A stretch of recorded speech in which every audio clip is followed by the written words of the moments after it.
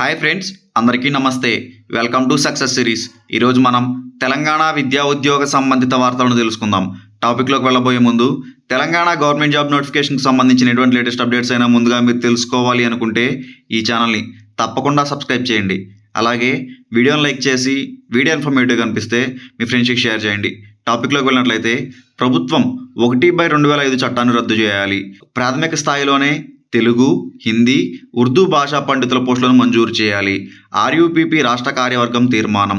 ఇక వివరాల్లోకి వెళ్ళినట్లయితే రాష్ట్రంలో వెంటనే 1/2005 చట్టాన్ని రద్దు చేయాలని రాష్ట్రీయ ఉపాధ్యాయ పండిత్ పరిషత్ తెలంగాణ డిమాండ్ చేసింది.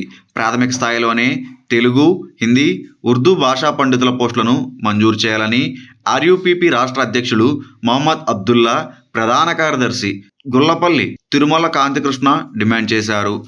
ఆర్యూపీపీ రాష్ట్ర కార్యవర్గం ఆదివారం నూతన కార్యవర్గాన్ని ఎన్నుకున్నది. సంఘ సర్వసభ సమావేశంలో సీనియర్ సభ్యులు కమటం లక్ష్మణ్ గౌడ్, ఇలావుద్దీన్ ఎన్నికల అధికారులుగా వ్యవహరించారు. సమావేశంలో అబ్దుల్లా రాష్ట్ర అధ్యక్షునిగా, రాష్ట్ర ప్రధాన కార్యదర్శిగా కాంతికృష్ణ ఏకగ్రీవంగా ఎన్నికయ్యారు. రాష్ట్ర కోశాధికారిగా నాగుల భిక్షపతి ఎన్నికయ్యారు.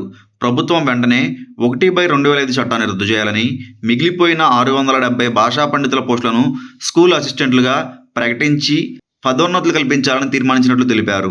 Next news. గురుకుల ఉపాధ్యాయ సమస్యలను పరిష్కరించాలి. ఉపాధ్యాయులకు బోధనేతర పనులు అప్పగించవద్దు. PRTU-TS రాష్ట్ర అధ్యక్షుడు శ్రీపాల్ రెడ్డి.